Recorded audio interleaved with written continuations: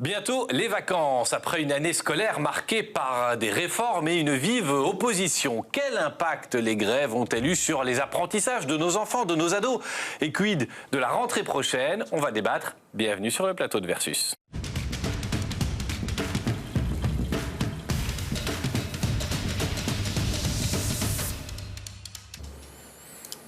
J'accueille 5 invités. Aurélie Prat, bonjour. Vous êtes enseignante à Bruxelles et vous êtes investie dans le mouvement Mars Attacks. On verra ce que vous trouvez là-dedans et ce que vous comptez y faire peut-être par la suite. Bonjour aussi William Guillet. Vous êtes vous aussi professeur à Bruxelles. Vous êtes-vous investi au sein de la CSC. Vous êtes un délégué dans ce syndicat. On verra quelles sont vous aussi les actions. Je le rappelle qu'un préavis est déjà déposé pour la rentrée. Bonjour monsieur le directeur, Lorenz, directeur de l'école Saint-Antoine en région bruxelloise aussi, une école primaire. Eh bien voilà, on a les résultats du CEB qui sont tombés. On verra ce que ça augure pour la suite dans votre établissement. Deux politiques avec des casquettes différentes. Stéphanie Polissen, bonjour. Bonjour. Vous êtes échevine de l'enseignement dans la commune d'Oderghem, membre du parti Défi. Avec vous aussi des questions sur la fin de cette année scolaire et la suivante. Bonjour Alain Deneef. Vous êtes député bruxellois et au Parlement de la Fédération Wallonie-Bruxelles pour le parti Les Engagés. Vous viendrez aussi faire la conclusion de cette année et des perspectives pour la rentrée qui sera sans doute chargée politiquement. Mais peut-être d'abord pour les deux enseignants, Madame Prat, Monsieur Guillet, comment est-ce que vous avez vécu cette fin d'année? Vous avez quand même donné cours dans votre établissement, tout a été sucré si je puis dire? Je me permets de prendre la parole. Non, tout sucré, absolument pas. En fait, on a comptabilisé dans notre établissement et on a autour de 5-6 jours, grosso modo, qui sont tombés. Par ailleurs, nous avons continué à enseigner. Et en ce qui concerne, par exemple, les examens, on a trouvé une formule, si je puis dire, pour permettre aux élèves qui n'avaient pas encore satisfait tout à fait aux exigences de passer leurs examens et de dispenser, au vu du contexte particulier, ceux qui avaient déjà satisfait aux exigences. Donc tout sucré, non. Mais donc quand même une année perturbée, ça vous a éprouvé? Qu'est-ce qui a pesé pour vous personnellement? Une année, oui, perturbée. Ce qui a pesé pour nous, mais c'est cette conscience aiguë que ces réformes sont profondément iniques, qu'elles menacent finalement la qualité et l'accessibilité de notre enseignement auquel inévitablement nous tenons. C'est peut-être ce qui a été évidemment le plus éprouvant. Ouais. William Guillet, même question. Vous êtes dans quel état d'esprit? Là maintenant, les vacances, c'est dans quelques jours. Vous vous dites, ouf, tout ça est derrière moi. Vous êtes déjà déterminé à mener des actions au nom de votre syndicat à la rentrée? Bloquer de nouveau peut-être la rentrée, faire sauter certains cours En tout cas, il y a de la colère. Ça, c'est, je pense, le premier sentiment, malgré tout, en cette fin d'année. De la colère de ne pas avoir été écouté pendant plus d'un an de la part de ce gouvernement, MR engagé. Et il y a de la confiance et de la détermination pour la suite. C'est clair que les vacances vont faire du bien, mais on va continuer à se mobiliser aussi pendant les vacances pour alerter sur la situation, pour témoigner de ce qui se passe et continuer à interpeller nos représentants au Parlement. À la rentrée, vous l'avez rappelé en début d'émission, il y a un préavis qui est déposé. On verra encore sous quelle forme ce préavis se concrétisera à la rentrée. Peut y avoir des perturbations de cours à la rentrée, peut y avoir d'autres formes d'action. Mais comme ma collègue l'a dit juste avant, que ce soit pour cette fin d'année ou pour la rentrée prochaine, on a toujours à cœur le bien-être de nos élèves. Et donc dans toutes les actions qu'on a menées, on a toujours eu ce critère-là sur comment mener nos actions. Et donc même si la fin d'année a été perturbée, effectivement, on a aménagé les sessions d'examen pour permettre aux élèves de se dévoiler encore jusqu'au bout. Alors, on entendra les filles, le directeur d'école dans un instant, mais monsieur Deneef, du côté du gouvernement, est-ce qu'on a encore quelque chose à dire? Est-ce que, puisqu'il y a des actions qui sont annoncées à la rentrée, fin août, début septembre, on se dit que quelque chose va se dérouler durant le mois d'août, une négociation, ou bien au contraire, c'est toujours la fermeté qui prévaut du côté de la coalition engagée MR? Nous pensons que le dialogue, il doit être établi. Pour tout dire, être un peu rétabli. Il n'y a pas d'autre voie, il n'y a pas d'autre issue. Et nous allons y veiller au sein du gouvernement. Je parle singulièrement pour mon parti, pour faire entendre, notamment notre partenaire de majorité, qu'il y a peut-être une autre manière de dialoguer avec les gens que celle qui a été suivie jusqu'ici. Il y a une nuance, alors on n'est pas aligné entre MR et engagé, vous nous dites? Pas sur le contenu des mesures, nous sommes alignés. Nous les défendons, nous les assumons. Vous ne m'entendrez pas dire autre chose. Par contre, sur la méthode, notamment la concertation, faible, malmenée ou parfois absente, il faut changer de méthode. Mais nous appelons au dialogue dès maintenant, mais singulièrement à la rentrée. Alors là, je vais vers le mouvement Mars Attacks, parce que vous dites, nous, on ne veut pas négocier directement avec le gouvernement. Qu'est-ce que vous êtes prêt à faire finalement dans les mois qui arrivent, juillet, août, septembre, si à un moment donné une porte s'ouvre sur ces 3 prochains mois? Mais je suis très heureuse d'entendre cette volonté de dialoguer, ce qui n'a pas été le cas jusqu'à présent, puisque on sait très bien qu'au niveau de la concertation, il n'y a jamais eu de réelle concertation, que ce soit avec les syndicats, que ce soit avec des représentants de la base. Donc voilà, on a ici une nouvelle information. Dommage qu'elle tombe après quand même le passage du décret programme 2 qui a été voté. Mais donc, oui, vous nous je vous demandais simplement, oui. du côté de Mars Attacks, vous avez dit dès le départ, nous, on ne veut pas participer à la négociation. Participer à la négociation parce que ce n'est pas notre rôle. Nous, en tant que collectif... vous renvoyez la patate chaude aux syndicats, alors? C'est institutionnellement, ce n'est pas notre rôle. Et quelle est la suite pour Mars Attacks? Vous allez vous structurer en ASBL? Vous allez vous réunir autour d'une charte? Vous voyez ça comment? Une charte, on a déjà en interne. Se structurer en ASBL, non.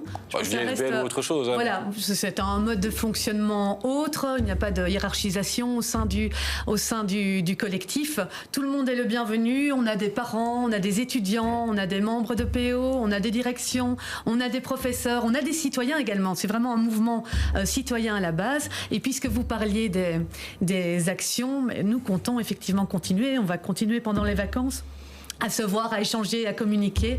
On a déjà beaucoup d'idées pour la rentrée, toujours dans ce but, certes, de contester. On ne peut pas passer à côté, contester ces réformes qui nous paraissent quand même iniques et difficilement applicables sur le terrain. Ça, je pense que c'est une dimension importante, mais aussi toujours dans ce souci de pédagogie, parce que je pense qu'on a participé aussi à une certaine sensibilisation de l'opinion publique. Alors, je vais vers le délégué CSC.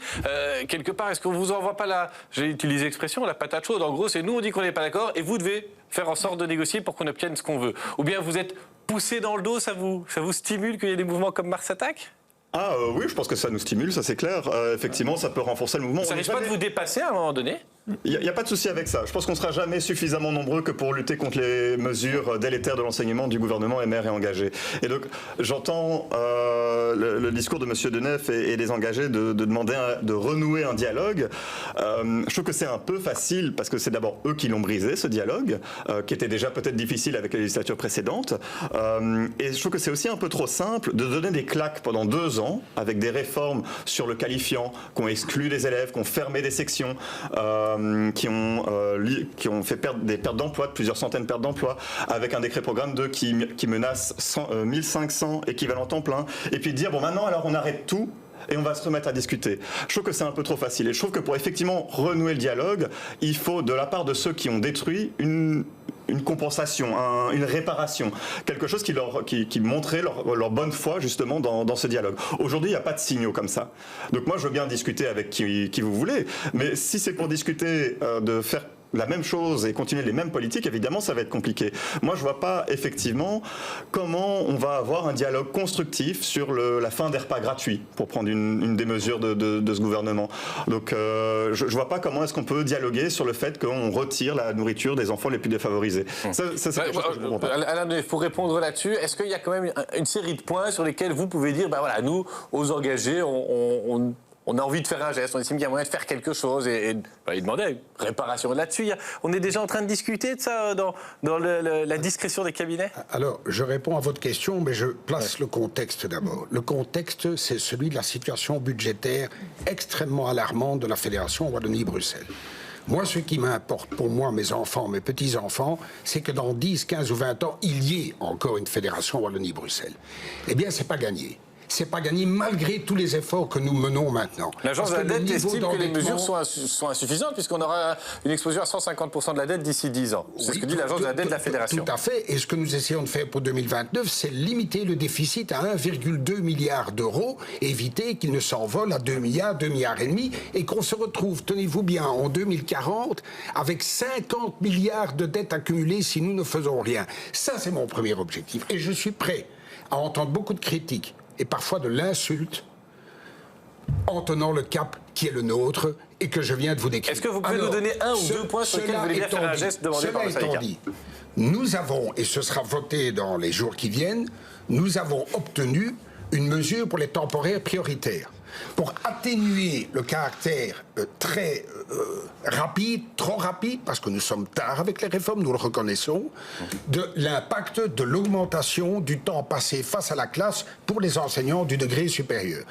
Cette mesure, elle va permettre de faire en sorte que les temporaires prioritaires aient plus le temps de se retourner et de trouver un emploi ou une partie d'emploi sur plusieurs écoles. C'est un exemple. Les repas scolaires, puisque vous en parliez, et je réponds à votre question, les repas scolaires, nous sommes en train de réfléchir pour voir ce qu'il y aurait moyen de faire pour atténuer la dureté de la mesure, même si vous devez savoir qu'il y a des écoles qui sont bénéficiaires du nouveau régime. Les écoles qui ne faisaient pas appel aux subsides sur les repas scolaires reçoivent maintenant automatiquement l'argent et elles sont gagnantes. Il y en a 40%. Il y en a 40%. Il faut quand même dire les choses. Je voudrais entendre Pierre Lorenz là-dessus, qui n'a pas encore parlé. Vous êtes directeur d'une école primaire. Un mot sur les repas scolaires. C'était quelque chose dont vous bénéficiez. Ça ne va pas vous rapporter d'argent, là, maintenant, le nouveau système. Mon école bénéficiait des repas scolaires et c'est un combat que j'ai mené suite aux annonces de la suppression des repas scolaires.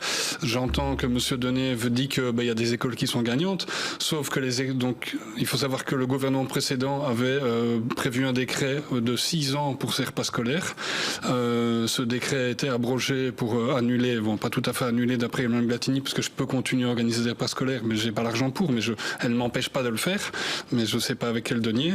Donc dans votre école, ce sera fini, il y aura plus de repas scolaires gratuits? Vu ma lettre ouverte que j'ai produite au mois de mars ou avril quand on a pris ça, j'ai quand même quelques associations qui vont nous soutenir, donc je vais pouvoir aider une vingtaine de familles à continuer à profiter des repas scolaires gratuits, mais voilà, c'est via des dons de personnes à droite et à gauche. Mon association de parents se bat pour essayer on va créer le même principe que les cafés suspendus pour les repas scolaires. Donc on va garder les repas scolaires qui seront payants pour ceux qui veulent et on va proposer à certains parents de pouvoir payer leurs repas scolaires d'autres enfants. Mais voilà, on en est là. Dans votre école, il y a eu beaucoup de contestations. Les cours ont été donnés en primaire ou pas, puisque c'est une école primaire. Il y a eu des périodes de grève, entre guillemets, ou d'arrêt? J'ai dû fermer l'école pour grève pendant 3 jours sur toute l'année scolaire. Donc voilà, c'est tout à fait gérable. Il y a eu très peu d'impact. En fait, je voudrais revenir sur les repas scolaires et ce que M. Denève disait. Il dit que certaines écoles sont gagnantes. Les écoles qui avaient introduit des projets, on a alerté la ministre en disant que c'était pas normal que nous qui avons monté un projet, parce qu'on a monté un projet, c'est aussi monter une infrastructure. Moi, je dois mettre, je mets plus ou moins l'équivalent d'un mi-temps dehors, parce que j'ai des personnes qui étaient en surveillance, qui perdent leur emploi, leur repas scolaire égale vaisselle, égale de l'emploi, qu'on va mettre dehors. Et j'aimerais bien aussi réagir sur ce que M. Denève disait sur le fait que la Fédération Wallonie-Bruxelles soit en déficit. Rien n'empêche ces partis qui sont fédérales d'aller négocier pour que la Fédération Wallonie-Bruxelles récupère de l'argent. La Flandre a un paquet d'argent pour l'enseignement, mais ils sont ces partis au même pouvoir en Flandre qu'ils allaient négocier pour récupérer de l'argent. C'est pas nous, en tant qu'enseignants et directeurs d'école, qui avons fait ce choix que la Belgique soit un confetti qu'on divise encore en petits bouts. C'est pas nous qui avons fait ce choix. Et pourtant, dans les discours entendus par Mme Glatini, on nous reproche que la communauté française soit en dette. En tout cas, ça passe comme un reproche. Mais nous, en tant qu'enseignants et directeurs d'école, on n'a pas demandé que la communauté française soit en dette. Vous allez encore avoir la parole comme directeur d'école primaire parce que les résultats du CEB sont sortis. Ils ont été révélés hier par la Fédération Wallonie-Bruxelles et on va les voir apparaître. C'est un peu moins de 85%. 84,6% des élèves de 6e primaire qui réussissent leur CEB. En 2025, on était presque à 87%. Et quand on regarde dans les matières, là où ils ont eu le plus de difficultés, c'est en sciences. On a d'ailleurs des scientifiques autour de la table. Vous me disiez, Monsieur Lorenz, en préparant l'émission, que dans votre école, vous avez quand même été dans les moyennes positives. Vous êtes-vous satisfait ou ça vous inquiète ce degré de réussite un peu moindre? Vous l'expliquez comment? Moi je l'explique par plus. Je pense qu'il y a dans une école comme la mienne avec un indice socio-économique assez faible, il y a clairement un impact de la canicule. On a dû changer de local après 2 jours, donc plus les mêmes conditions pour passer les évaluations. Je suis certain que sans la canicule, j'aurais eu en moyenne par rapport à certains élèves, entre 2 et 5% en plus. Enfin, moi j'ai pas mal de familles nombreuses qui vivent sous des toits, qui vivent dans des appartements. Ils n'ont pas vécu le CEB dans la même condition que certains élèves qui vivent à Lannes ou autres. Hein, donc voilà. Et je vais du côté d'Oderghem, chez Stéphanie Policienne. Que dit les filles, que vous ont dit vos directions d'école? Elles ont vu venir ce résultat. Ça les inquiète qu'on soit un peu en dessous? On n'a jamais fait aussi peu de réussite au CEB depuis 10 ans. Ça, il faut quand même le dire, même si on ne parle que de ceux qui n'ont pas eu 50%. Et donc voilà, la plupart ont globalement bien réussi. Ça dit quoi dans votre commune au niveau des raisons de cette baisse? C'est le conflit social? C'est la canicule? C'est autre chose? Après, je pense que d'abord, il faut analyser ces résultats. Et ce n'est pas une chute, là, cette année en particulier. C'est une lente chute depuis 10 ans. Alors, chez nous, on est quand même satisfait du travail qui a été fourni par les élèves et les enseignants. Vraiment, ils sont ravis d'avoir réussi. Ils ont fourni un travail vraiment très, très important. C'est un travail collectif. Maintenant, il faut peut-être avoir en tête aussi que les élèves qui sortent aujourd'hui de 6e primaire sont les élèves de première, 2e primaire de 2020. 2020, c'est la crise Covid aussi. Alors, le diagnostic qu'on a pu plus ou moins mettre sur la table là, ces derniers jours avec nos directions, c'est aussi que voilà, c'est une génération d'enfants qui a connu cette crise, qui a été beaucoup à la maison, aussi beaucoup sur les écrans. Maintenant, voilà, globalement, on est quand même assez satisfait de leur réussite. Dans vos écoles à Oderghem, dans votre école Saint-Antoine, est-ce que ça veut dire qu'on va devoir, à un moment donné, rattraper ces matières quand ils seront en secondaire? Est-ce qu'il va falloir que les professeurs rattrapent ou on estime qu'ils ont le bagage suffisant? Qu'est-ce que vous en diriez, vous, comme PO Oderghemois ou ensuite le directeur d'école? On peut s'inquiéter évidemment du passage en secondaire, surtout avec les réformes qui arrivent à la rentrée et la première année différenciée qui n'existera plus. Tous les enfants vont être dans le même panier avec moins d'accompagnement. Je pense que ça va créer clairement des différences encore plus marquées entre les enfants et leurs chances de réussite et donc leur avenir. Ça m'inquiète un peu, je ne vais pas vous mentir. On entendra la réponse à la Denif, mais je voudrais celle du directeur d'école. Vous dites, là, on a raté quelque chose. On est à 30% d'échecs, quoi. Enfin, en tout cas, oui, 30% qui n'ont pas 50% de réussite, c'est pas super. Oui, bon après je rebondis, hein, oui, on est face à une génération qui a beaucoup plus de temps d'écran et donc moins de temps de concentration en fait. Donc, les écrans c'est bien quand c'est pour regarder BX, c'est tout, voilà, ça on veut bien. Dans les écoles c'est ce qui nous inquiète en fait, hein. Il y avait une mesure de l'interdiction des écrans dans les écoles qui est très bien, mais ça n'empêche pas d'avoir le petit qui arrive dans sa poussette avec un téléphone devant les yeux ou qui tourne dans le... Enfin, prenez le tram, prenez le métro, tout le monde est sur un écran de 3 ans à 80, donc voilà, et donc le temps d'attention est plus dur, et donc pour le travail des enseignants, ça devient beaucoup plus dur la gestion en classe. Et je rebondis, j'aimerais pas être directeur du secondaire pour la rentrée l'année prochaine, avec des élèves qui vont arriver un petit peu moins bien formés, une petite partie, mais en même temps, la gestion de la mise en place du tronc commun en secondaire, plus toute une série d'implications, j'aimerais pas gérer une école secondaire pour la rentrée l'année prochaine. Aurélie Pratt, William Guer, il faut s'inquiéter de cette baisse que Madame disait, Policienne, constante? Oui, ben moi là, la question que je me pose, c'est en quoi justement ces réformes vont permettre peut-être une amélioration. Monsieur Lorenz parlait de la difficulté liée par exemple à la gratuité des repas. Voilà, dans quelle mesure des enfants qui auront le ventre vide pourront donc améliorer leurs résultats au CEB? Monsieur Lorenz parlait de la difficulté ressentie suite à la canicule. Comment ces enfants, contraints par justement des économies au niveau de la rénovation des bâtiments, vont-ils pouvoir améliorer ces résultats? Moi, c'est la question que j'aurais envie de poser suite au passage du décret programme 2, oui. Alain Denef, est-ce qu'on peut faire quelque chose? On doit intégrer dans les programmes le fait qu'à un moment donné, il y a une baisse constante du niveau, du nombre d'élèves qui réussissent leur CEB. Mais vous savez qu'un élève qui ne réussit pas le CEB, il arrive en secondaire et il bénéficie d'un accompagnement renforcé. Et la fin de l'enseignement différencié, c'était prévu dans le pacte pour un enseignement d'excellence, parce que certains font un peu mine de découvrir ça, mais tout ça était prévu depuis des années. Donc nous ne faisons qu'appliquer ce pacte pour un enseignement d'excellence que nous défendons becs et ongles chez les engagés. Donc de ce côté-là, il y a des moyens qui seront à disposition pour ces élèves, malheureusement un peu plus nombreux que l'année précédente, qui n'ont pas réussi le CEB. Moi j'ai une question. En cas d'échec, que ce soit au CEB ou s'il n'y a pas eu d'examen ou aux examens, j'entends souvent que c'est le conseil de classe qui détermine. Vous nous confirmez ça, monsieur Lorenz? Le conseil de classe est souverain. Le conseil de classe est toujours souverain. S'il n'y a pas eu des examens, est-ce que vraiment ça profite toujours à l'élève? Non. Est-ce que, En fait, moi je vais répondre autre chose. En quoi une évaluation ou en quoi un examen, je vais répondre autrement. L'enseignant, au bout d'un mois, il sait dire qui va avoir des difficultés au CEB, chez moi à l'école on est en classique, donc ils ont les enfants pendant 2 ans en 5-6. Moi je sais dire maintenant des élèves de première, deuxième primaire, ceux qui auront des chances de le réussir les doigts dans le nez ou pas. Donc en fait nos élèves on les connaît. Donc c'est pas un examen externe qui fait que ça permet de chiffrer, ça permet en tant qu'école de s'adapter au programme, mais c'est pas ça qui cantonne. Je vais le tourner autrement auprès d'Aurélie Pratt qui demande la parole. On le sait que ça existe. Des écoles qui sont plus bienveillantes ou au contraire plus exigeantes, voire plus élitistes que d'autres. Et donc est-ce que quelque part les examens et les épreuves externes ne permettent pas de corriger un a priori d'un élève qui se mettrait les profs à dos parce qu'il est ceci, parce qu'il est turbulent, parce qu'il est désagréable, parce qu'il est mal élevé, parce que je sais pas quoi? Oui, je pense qu'avec l'expérience que nous avons, nous sommes capables de passer au-dessus d'une appréciation un peu trop hâtive au sujet d'un comportement. Moi, je voudrais quand même revenir... Ça arrive pas ça des profs qui ont un élève dans le nez? Ça existe quand même. Peut-être, comme tout existe partout, mais je pense qu'on peut avoir une approche...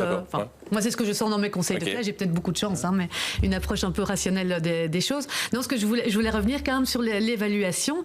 Il ne faut pas oublier que nous sommes dans une évaluation continue. Là, je pense qu'il y a, par tradition, une sacralisation des examens. Je tiens aussi d'une certaine manière aux examens, mais par exemple, on a l'évaluation continue et aussi, on a aussi une quantité d'examens hors session. Voilà, si je prends pour mon cours de français ce qui est évalué en session, en fait, c'est un pourcentage relativement dérisoire. Il y a des choses qui sont évaluées en avril, en mai, et donc nous avons une vision très complète des élèves que nous avons sous les yeux. Oui. Je reviens vers Stéphanie Policène et vers Alain Denef. Est-ce que là-dessus, on peut pas quand même à un moment donné craindre que, oui, je le dis, des écoles peut-être plus élitistes, plus exigeantes, si les élèves n'ont pas pu avoir leurs examens ou si à terme il y a des épreuves certificatives qui n'ont pas lieu dans les meilleures conditions, que ça déprécie les chances des élèves? C'est assez simple en fait comme question. Oui, c'est pas une question a priori complexe. Maintenant, je pense quand même, je rejoins ce qui a été dit, l'évaluation des élèves, elle se fait du début à la fin de l'année, voire quand on a la chance, nous, on n'a que des écoles fondamentales à Ouderghem, quand on a la chance d'avoir un élève de la première maternelle à la 6e primaire, on est encore plus riche dans l'évaluation continue. Alors, le CEB en 6e primaire, c'est une grille finalement de lecture des acquis d'un enfant, de comment on a réussi à l'accompagner jusqu'à la sortie du primaire pour le préparer au secondaire. Nous, on met tout en place pour l'accompagner jusqu'à la réussite du CEB. S'il y a des élèves qui ne réussissent pas, c'est parfois pour d'autres raisons, des retards dans l'apprentissage. On met aussi là en place des choses pour les accompagner et pour les mener à l'épanouissement aussi, parce que je pense que parler des évaluations, c'est important. Ça permet une grille de lecture, mais l'épanouissement des élèves, qui sont la génération de demain, c'est aussi important. Quand on regarde ce que font nos voisins, où l'éducation est bien plus prioritaire finalement, parce que le budget sont des choix politiques, parfois ardus, parfois ambitieux, mais il y a des pays où le taux de réussite, je l'exprime un peu mal, est bien meilleur, et il n'y a pas d'évaluation. Alain Denef, sur le rôle du conseil de classe et sur ce que Mme Policène souligne, le taux d'échec, on le sait que c'est un problème. En Belgique, on a en Fédération Wallonie-Bruxelles un taux d'échec très élevé par rapport à plein d'autres pays. Mais deux remarques générales. D'abord, le conseil de classe, on l'a dit, il est vraiment souverain. Et d'autre part, c'est vrai, peut-être que le grand public ne perçoit pas cela. Les épreuves certificatives ne sont qu'un élément de l'appréciation du conseil de classe, parce que de plus en plus, l'évaluation se fait pratiquement tout au long de l'année. D'ailleurs, à part des épreuves externes certificatives, il y a des écoles qui n'ont plus d'examen formel en tant que tel. Mais prenons quand même un cas particulier. Vous avez un élève qui doit passer son CEB. Il n'est pas très bon en maths. Bon, il passe le CEB, il le réussit, tant mieux. Il échoue, il va passer en secondaire et il sera accompagné, en termes d'accompagnement renforcé, pour la matière où il est en échec. Imaginez que cet élève n'ait pas passé le CEB parce qu'on ne l'a pas organisé. Il reçoit néanmoins le CEB de son conseil de classe. Eh bien, il va arriver en secondaire, mais il ne pourra pas bénéficier de l'accompagnement renforcé en mathématiques puisque, officiellement, il n'a pas raté en mathématiques. Donc, il faut quand même voir que dans certains cas de figure, le fait pour certaines écoles, il n'y en a pas eu beaucoup à Bruxelles, mais à Liège, on sait que ça a été terrible, qui ont supprimé des épreuves certificatives comme le CEB, ça a potentiellement des conséquences pour certains élèves. William Guillet, vous êtes inquiet, vous, pour la rentrée, les élèves que vous allez voir arriver en secondaire? Alors vous, c'est le cycle supérieur, si je suis bien. Vous, c'est première, deuxième. Donc vous êtes inquiet pour ceux que vous allez voir arriver 6e primaire? Je vous ai confondu avec Mme Pratt. Je ne suis pas inquiet parce qu'on en a qui arrivent de primaire chaque année. Ouais. On avait des classes de différenciés dans mon école jusqu'à l'année prochaine, évidemment. Je ne suis pas inquiet parce que j'ai confiance en mes collègues, j'ai confiance en l'organisation de l'école pour pouvoir les accueillir, etc. Ce qui m'inquiète, oui, effectivement, c'est est-ce qu'on aura les moyens nécessaires pour faire cet accueil de ces élèves? Et ça, pour l'instant, rien n'est moins sûr. Ce sera une rentrée chaude dans votre établissement? On l'a dit, il y a un préavis pour la rentrée. Vous comptez vous voir, vous comptez organiser quel type d'action? Ce serait les portes seront fermées le jour de la rentrée? Ça pourrait aller jusque-là, pendant un jour, pendant 3 jours? On verra en équipe, puisqu'on essaie de travailler de manière démocratique en équipe au sein de l'école. Donc ça, on verra encore. Il y a des voix qui demandent que ça aille plus loin, puisque vous n'avez pas été entendu ici au mois de juin? Bon, ça pourra peut-être aller plus loin. Vraiment, la forme, elle pourra prendre, elle pourra être de plein de visages différents. Moi, ce que je ne comprends pas sur le discours de M. Denève, c'est que ce CEB devait disparaître, en fait. Et il n'a plus aucun sens aujourd'hui dans un tronc commun jusqu'à la 3e secondaire. Et donc, discuter des résultats du CEB, on peut s'interroger un peu sur cette pertinence-là. Je suis désolé pour votre choix éditorial, hein, et donc, on peut se demander quelle pertinence ça a. On peut se demander quelle pertinence ça a aussi de la part de la ministre Glattini d'ajouter un test clé en début de 4e, de continuer d'organiser le CE1D en fin de 2e. On a plein d'épreuves à travers le parcours des élèves.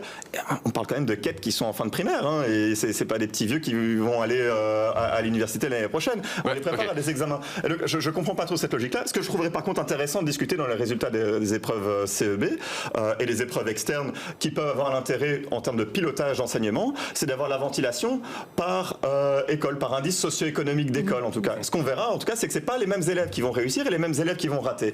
Et qu'est-ce qu'on va faire pour ces élèves qui vont rater?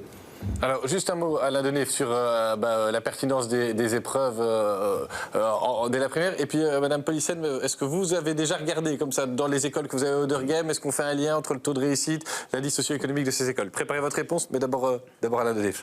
Je crois qu'on peut se poser la question de la pertinence de ces épreuves, dès lors qu'on crée un continuum de 10 ans, de la 3e maternelle à la 3e secondaire en matière de tronc commun, et alors qu'on sait que l'évaluation est de plus en plus une évaluation continue. Il y a trop d'évaluations? Parfois, certains enseignants disent que ça ne nous permet pas de donner cours parce qu'on doit faire des évaluations et on ne peut pas les faire juste après les vacances. Bien sûr, vous avez d'autres enseignants, un peu plus de l'école classique, si je puis dire, qui disent oui, c'est important d'avoir des points d'étape où on peut juger et jauger de la qualité d'un élève et de ses apprentissages. Trop d'évaluations, ça vous pouvez y souscrire? Je crois qu'on peut discuter de la pertinence et du nombre de ces évaluations. Un élément où je dézoome très rapidement, vous savez, on aura à peine mis en place le pacte pour un enseignement d'excellence dans 3 ans et demi, septembre 29, on sera dans le post-tronc commun, qu'on va s'apercevoir qu'il y a un truc énorme qui nous arrive dessus, il est déjà sur nous, qui s'appelle l'intelligence artificielle, qui va bouleverser l'école, mais complètement, et qui va faire qu'on va créer une autre école, je le pense, dans quelques années. Et donc, moi, j'en appelle à ce qu'on réfléchisse à ça et à l'autre grand défi qui est la dénatalité, plutôt que de se battre entre nous sur tel ou tel type de réforme. Pierre Lorenzki, sinon on va sortir de la table. En fait, je pense que le plus gros défi, il n'est pas là, c'est pas l'intelligence artificielle, le plus gros défi, c'est l'état des écoles. Le plus gros défi, c'est le changement climatique. Le défi de l'intelligence artificielle, c'est pas lui qui va réparer les murs et mettre des doubles vitrages dans les classes. Le plus gros défi au jour d'aujourd'hui, c'est de pouvoir garder des écoles debout et qu'avec des murs qui tiennent et des carreaux qui tiennent. Le plus gros défi, il est là. Ce sont d'autres défis qui sont à relever. Ce sont d'autres défis à relever, bien d'accord avec vous. Oui, mais... Madame Policen, sur le lien entre indice socio-économique et taux de réussite au CEB, en préfaçant l'émission, vous me disiez, ouais, c'est pas toujours si évident dans ce que vous avez comme retour de vos directions. Dites-nous. Non, nous on a 4 écoles fondamentales à Ouderghem qui ont des réalités différentes, des projets différents, même si c'est une ADN commune, la réussite et l'épanouissement comme je le disais. Le lien à faire entre les résultats d'une école ou d'une autre, pour moi, n'a aucune pertinence. C'est pas du tout ça qu'on doit regarder, comme je viens de le dire, cette épreuve certificative. Et je pense qu'on se rejoint ici autour du plateau. C'est pas sur ça non plus qu'on évalue les élèves. Est-ce qu'il y a des écoles avec un indice socio-économique dans Bruxelles, donc pour sortir de ma petite commune, qui ont des résultats plus faibles? Est-ce que c'est l'indice socio-économique qui fait que l'indice est plus faible, ou est-ce que ce sont les moyens mis à disposition de l'ensemble des écoles qui est trop faible? Le fait que certaines évaluations n'aient quand même pas eu lieu, est-ce qu'à un moment donné, ça bloque par exemple les directions d'école, dans l'établissement des objectifs pour la rentrée? Est-ce que c'est pas quelque chose sur lequel vous pouvez vous appuyer en disant tiens, on a remarqué que dans telle matière, ils ont eu des difficultés, dans tel cours, c'était moins évident, ou au contraire, ça s'est plutôt bien passé? Est-ce que ça, à un moment donné, c'est pas un outil qui peut aussi vous servir dans le cadre des objectifs que vous fixez avec vos équipes d'une année à l'autre, pour pas répliquer chaque année la même chose? De toute façon, c'est un objectif qu'on est obligé de regarder, puisque depuis maintenant 6 ans, il y a les pactes, les plans de pilotage, et donc on est obligé de tous les 3 ans en moyenne faire un retour en arrière sur ce qui s'est passé. Donc c'est étudier, c'est regarder avec les équipes enseignantes et c'est s'améliorer par rapport à notre vécu d'école. Donc ça existe déjà. Et donc le fait qu'il n'y ait pas eu certaines évaluations en secondaire, vous pensez que pour des collègues de secondaire, ça peut poser problème à un moment donné? Non, parce que je pense que si on veut avoir des infos, on peut les avoir. C'est pas une évaluation c'est pas un moment X d'évaluation qui permet d'avoir des infos. Je reviens brièvement sur les évaluations. Nous, via le plan de pilotage, on a décidé de diminuer le temps d'évaluation des élèves. Nos résultats au CEB augmentent. Donc on passe moins de temps à évaluer et pourtant au CEB on a des meilleurs résultats. Dernière question pour vous et puis on aura la conclusion de ce débat et vous aurez tous la parole encore une fois, mais on a senti que le mouvement était très présent en secondaire. Vous pensez, vous souhaitez qu'il s'étende aux primaires, qu'on ait des blocages, des grèves comme on en a eu en secondaire? Vous voyez ça comme plausible? Vous sentez vos équipes dans quel état d'esprit? Nos équipes sont pas contentes et principalement pour comme Mars Attack sur l'impact sur les élèves. Nous la gratuité, ils doivent fournir du matériel avec 20 € pour leur classe. Les parents peuvent, tout le matériel quand un élève vient à l'école est gratuit et tous mes enseignants sont tout à fait d'accord avec ce principe-là. Mais rendre une gratuité scolaire avec 24 € en primaire, en fait on achète un dictionnaire et une calculatrice et puis on doit se débrouiller. Vous pensez que le mouvement va s'étendre aux écoles primaires avec autant de force qu'aux écoles secondaires? Moi j'ai mon école, le personnel de l'enseignant de mon école fait partie des jeunes Mars Attack et donc voilà, moi j'ai pas d'avis à donner là-dessus, mais personnel en tant que directeur d'école, j'ai pas d'avis à donner là-dessus, mais oui, on est face à un problème.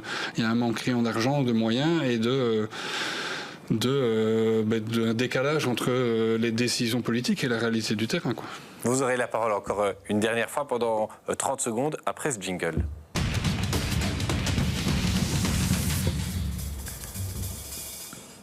Aurélie Pratt, oui, ça passe vite, 34 minutes quand on est 5 et que la matière est riche. Mais voilà, qu'est-ce que vous attendez-vous des prochaines semaines et de la rentrée personnellement dans votre établissement et puis avec vos collègues de Mars Attack? Ok, donc comme j'ai 30 secondes, moi je voudrais tout d'abord dire qu'au sein de Mars Attack, ça vous le savez, c'est un mouvement à partisans avec une belle pluralité. Donc vraiment, il y a différentes tendances. Il va falloir à un moment donné que ces tendances s'uniformisent? Non, pas nécessairement. Je ne sais pas pourquoi. Non, pas nécessairement. Moi, ce que je voudrais dire, c'est qu'il y a malgré tout un dénominateur commun. Et c'est vraiment cela qui nous rassemble. C'est cet attachement indéfectible, cet amour même, oserais-je le dire, aux valeurs de l'école publique. Et c'est actuellement ce qui est menacé. J'ai 30 secondes. Par valeurs de l'école publique, j'entends l'émancipation par le savoir, l'égalité des chances et le respect des lois démocratiques. C'est vraiment cela qui nous lie et c'est cela qui est malmené à l'heure actuelle. Madame Polissen, comment vous voyez-vous la rentrée prochaine? Vous pensez qu'elle va se dérouler dans de bonnes conditions ou vous vous dites, comme Micheline, je dois anticiper, peut-être que ça coincera par-ci par-là? Oui, moi je suis quand même inquiète, même si on a des équipes formidables qui tiennent le coup. L'impact des grèves a été assez limité dans nos écoles. Pour ça, je remercie vraiment les enseignants. Maintenant, ce qui m'inquiète, c'est l'avenir parce que nos enfants, le cadre, l'éducation. J'ai moi-même des enfants et je me demande vers quoi on va. On va pour le moment avec des réformes qui ne mettent pas en avant la fonction de professeur. Finalement, c'est un des plus beaux métiers du monde et parce qu'on est tous passés dans une classe de cours, on a tous été inspirés par un professeur qui a été à l'écoute de nos besoins et qui nous a amenés jusqu'ici, d'ailleurs sur votre plateau, pour discuter et faire un exercice très difficile. Donc voilà, je pense qu'on peut s'inquiéter. À Auderghem, on est très attentif à la situation et on va essayer de faire au mieux. Pierre Lorez, une conclusion.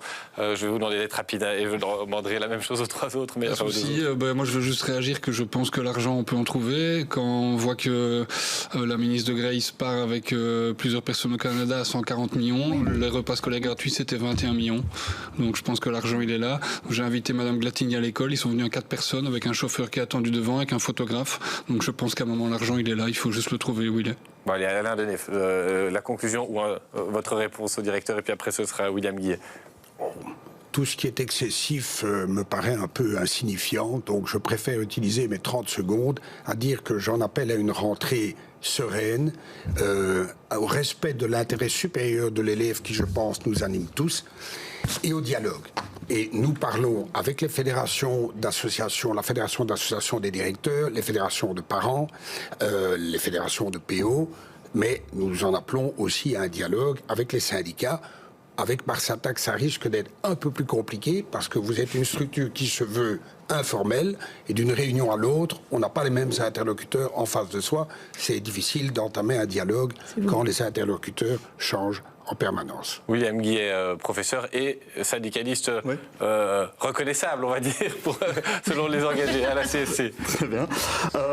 Oui, j'entends MR et engagé qui parle de vouloir sauver la Fédération Wallonie-Bruxelles, alors qu'en fait, elle lui coupe les jambes. Il n'y a que eu du mépris vis-à-vis du monde enseignant depuis 2 ans avec leur réforme, auprès des parents, auprès des élèves, auprès des directions, des enseignants, des PO, du personnel administratif et ouvrier. Et donc entendre aujourd'hui la volonté de dialogue, je ne la comprends pas. S'ils veulent du dialogue, la balle est dans leur camp. À eux de nous montrer qu'ils sont capables de retourner en arrière sur les réformes, de retirer les repas scolaires des enfants, de retirer le matériel scolaire des enfants, de faire travailler gratuitement des enseignants, de fermer des classes, d'exclure des élèves du système scolaire. C'est ça qui s'est passé pendant 2 ans. Merci à tous les 5 d'être venus sur ce plateau. Même si vous n'êtes pas d'accord, au moins on a su dialoguer. Ça garantit même qu'on aura d'autres débats, mais ça, ce sera pour la rentrée. Et d'ici là, on va continuer à vous informer sur BX1. Belle fin de journée.